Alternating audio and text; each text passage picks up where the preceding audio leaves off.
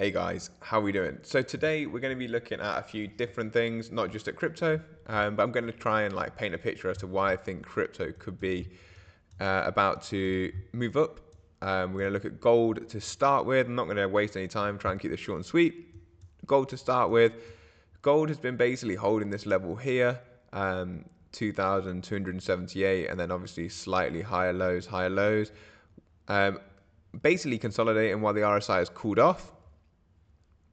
This looks good for gold to continue higher, in my opinion. This is on the daily time frame, something I'm looking at. And related in some ways, but also not in others, we're going to look at the US dollar against the Japanese yen. And please bear with me because it does relate to crypto massively. The reason I'm talking about this, I'm going to get into that a little bit further into the video. But the dollar against the Japanese yen has broken out to highs that we haven't seen in over 30 years at over the 160 level now. But looks like there's a bearish divergence forming here. This is the important part. So we've got this bearish divergence where price action is creating a higher high, whilst the oscillator, in this case the RSI, is creating a lower high, indicating this could be a false move to the upside, or that the momentum isn't as big as the price action, so that's why it's bearish. And then you often see reversals from here. On a technical level, that's what we're looking at, but how does that happen when basically everyone is just long the dollar, short the yen, and continuing to be in that position? I think something's going to change in these currency markets. I don't know exactly how or why, but even if you take it from the wick, look, it's still a bearish divergence. I don't know how or why, but I do. The Japanese government defended the 160 level before, selling dollars to buy back yen and push the price down here. We talked about that. This also comes and is one of the reasons for the time when the DXY is right at its resistance level. It's just broken above where this range has been. We've been in this range now for DXY for roughly 583 days, so nearly a year and a half we've been in this range. It's right at the top of the range, and when the DXY historically loses strength, risk assets increase in value. So these are all things, to me, leaning towards that we need to see some more dollar liquidity. Basically, they need dollars to buy back the yen, so the yen doesn't run off in price. Gold looks like it's about to run up in value, or preparing for its next leg up in value. The DXY is at its highest level in terms of this range that it's been in for a year and a half. It's right at the resistance level. If you're a trader, you short resistance. That's how you trade. So these three things are pointing to me that we are going to see some increase in dollar liquidity. Also, if you want to talk about government bonds, definitely recommend reading this article by Arthur Hayes.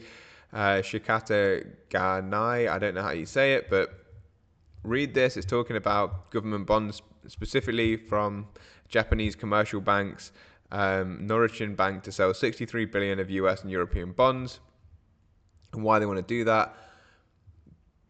I don't want to get into that too much because it's not over my head. I just don't understand the intricacies of it. I understand that basically the Japanese central bank have almost got an unlimited amount of bond buyback that they can do because they have some sort of deal with the US. But basically, even they need dollars. But everyone needs dollars, and when the dollar is rising in strength, currencies are getting weaker. The weakest levels in history, not in history, but for the last 30 years. It indicates to me that the dollar is too strong. Whether that continues or not, I don't know, but it means there's going to be pressure on their bonds because they're going to sell the bonds to get the dollars that they need for the liquidity, for whatever reason they might need that liquidity. So that is what we're looking at. And I think that the DXY is going to weaken for that basis there, and that is what I'm left curving it looking at. I think that people need dollars, so dollars are going to become more available. That is my thought process. And if dollars become more available, that means liquidity is upticking and crypto goes up. Bottom line, that's what I think.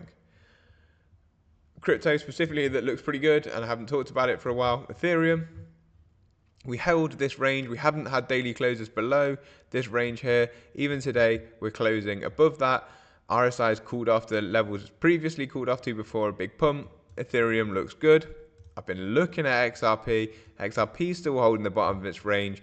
We've been looking at XRP versus Bitcoin and ETH, which at the minute isn't looking great, but we haven't lost anything structurally against Bitcoin. And at ETH, it's testing the top of the range again on the daily. So we would like to see some outperformance today with XRP, although it looks like about to bearish cross on the daily. Not really what you want to be seeing, but let's see. Again, the 4 hour looks like it's where it's normally been bouncing, right on the top of the range. Again, let's see what happens there. I don't want to go too far apart from what I've just talked about. I'm looking at plays within the ETH ecosystem, as I've talked about. I think the DXY is going to pull back, and it's not really as well. It's not solely based at technicals. It's based on other aspects of the financial markets. Technically, it's broken out, back tested that range, and could continue here. But I do think things are going to start to break around the world. Gold is almost telling us that it's ready to go higher. Why does gold go higher? Potential currency crises or geopolitical uncertainties, etc. That's why people move to gold. Are they going to print more dollars? What is the excuse going to be? What's going to happen with Japan? Japan can't let the yen weaken too much. China have problems within their economy. Everyone's waiting to turn the money printers on big time and start to... I think something's going to break. I think something's about to break. We're on the edge of a break. Exactly what that is, I don't know, because I'm not that in tune with it. But just from being in the market for as long as I have, and in the period that I have been, this looks like it's time for something to change. Like, you can't have the US dollar running rampant on Japan. There's going to be a certain amount of pain that Japan themselves will take, and then they're going to do something, whether the US like it or not. So the US will probably, as their allies, and they will be communicated, will probably do something first to help them. And whatever they do, they need to increase dollar liquidity, and that should weaken the dollar. That's my base case. My base case is the dollar looks like it's going to get weaker. There's a narrative for it. Exactly what the trigger's going to be, I don't know. Gold looks like it's going to go higher. That normally happens again when the dollar's weak. And in turn, Bitcoin and crypto look like they're ready to uptick as well. We've had FUD at the support. They've cooled off massively. We're ready for this next injection of liquidity. Where's it going to come from? What is the catalyst? I think it's going to be something to do with the US and Japan, and in turn China as well. I don't know for sure, but that's where my eyes are. Get ready for, I think, alt season as well. Bitcoin dominance is something that we've been looking at. It's again still sitting on its support. Obviously, you do normally long support, but as we have really struggled, this structure I've shown you is very similar to USDT dominance, Tether dominance before that fell down. So that's something I've been watching as well. What do you guys think? Let me know in the comments. I'm ready for alt season. I'm ready for a big tick up in crypto. This is going to be the most aggressive leg when we get it. We're just getting ready for it, in my opinion. Waiting for a catalyst. Don't get chopped out. Don't listen to the headlines. Let's see what happens next. Peace.